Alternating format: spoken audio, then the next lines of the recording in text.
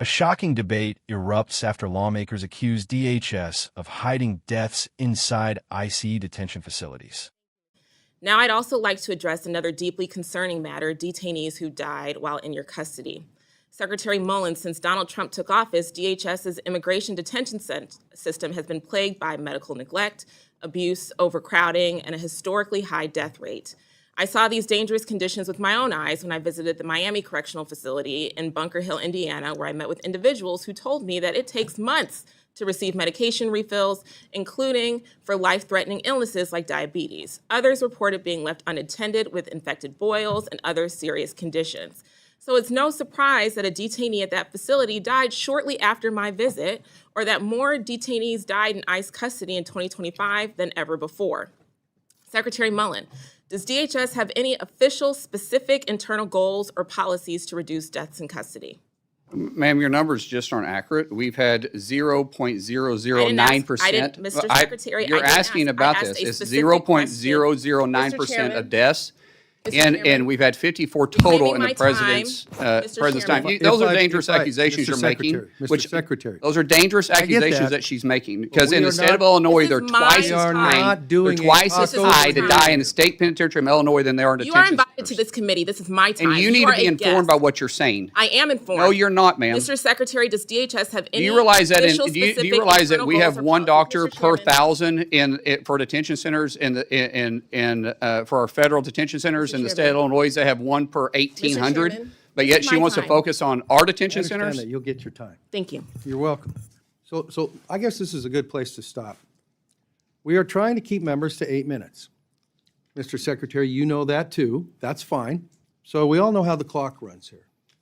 The idea is to get together to forward questions. And I'm going to have you repeat your question when we start up again. Thank you. But I can tell you this, if this format won't work, then we'll reschedule the meeting for later when we can keep it to all the issues accordingly.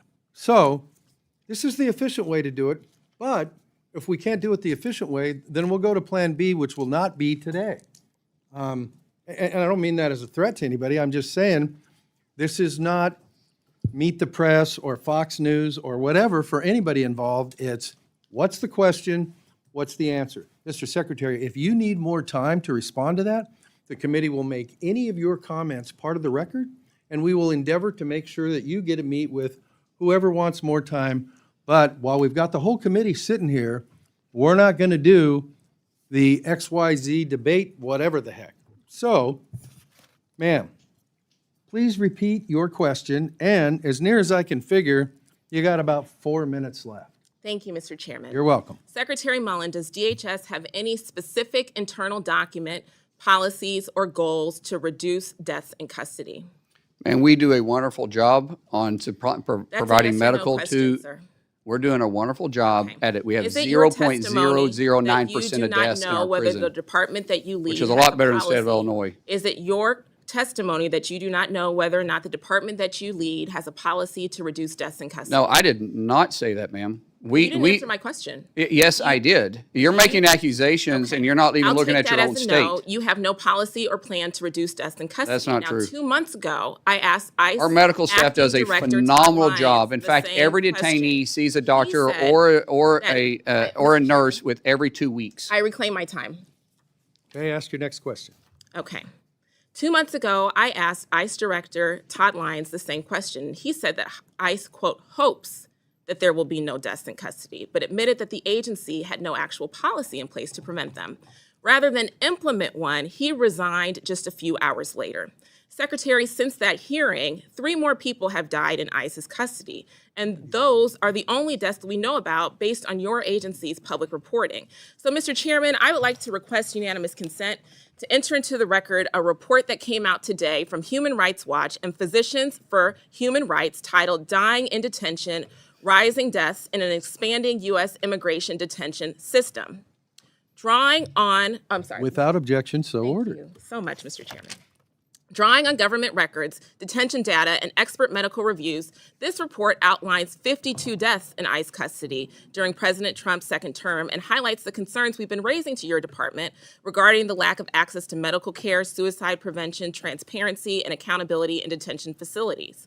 Secretary Mullin, ICE's detainee death reporting has not been updated since April 28th of 2026. The death rate in ICE custody has doubled during President Trump's second term. Will you commit to reporting detainee deaths as required by law? We do report them, ma'am. No one. So is it your I don't know. Testimony then We that there report is these. no... What you're talking about is what Congress has asked us to do, which we're not required to do, is report the deaths after they're released. That doesn't make any sense. They're not under our watch at that point. If they die in our release, we report them. Is it your testimony that there have been no deaths since April 28th? I didn't say that. Okay, so are you going to commit to complying with the required reporting requirement? And we were shut down for 115 days under this department. So I don't know what we just now reopened. So I don't know what reports you're wanting us to do when you're willing to fund us. You want the reports, but you don't want to fund us? That makes no sense. Here and has been taking up my time. What's your next question? My next comment is that the ICE there's no questions. It's just comments. No, I had a question. He didn't answer my question. And so the record will reflect that. What's your next question? Yes, sir. There is a policy of reviewing and publicly reporting deaths that occur within 30 days of a detainee's release from custody. And that policy existed to prevent ICE from avoiding accountability by releasing seriously ill people shortly before they die. And as a nurse, I find this deeply troubling change in their reporting posture. Families deserve answers, and Congress should be able to conduct oversight, and the American people should have confidence that deaths connected to federal detention are not being hidden through administrative loopholes or filibustering. Transparency is not optional. There are laws and reporting requirements, and if this administration is unwilling to account for what happens to people in its custody, then it's Congress's role to question whether it deserves more authority, more detention capacity, or any additional cent from the American people. Mr. Chairman, thank you for letting me finish my comments, and I yield back.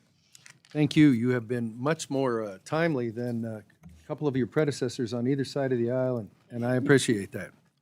This congressional hearing took a dramatic turn when Representative Lauren Underwood confronted Homeland Security officials over reports of rising deaths in ICE detention facilities.